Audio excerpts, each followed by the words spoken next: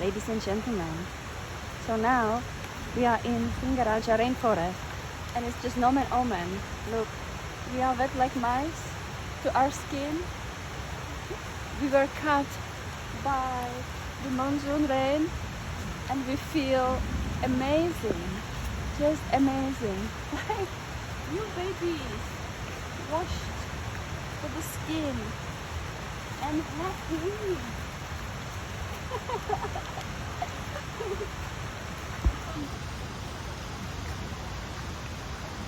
Always wet, but we are having.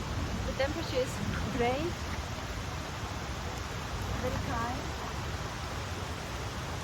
So come.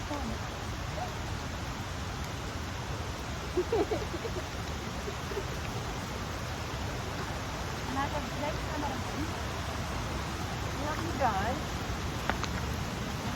Yes, we saw so many amazing animals which we wouldn't find without our guide Amila. Look, there he is. He's guiding us and we feel so safe.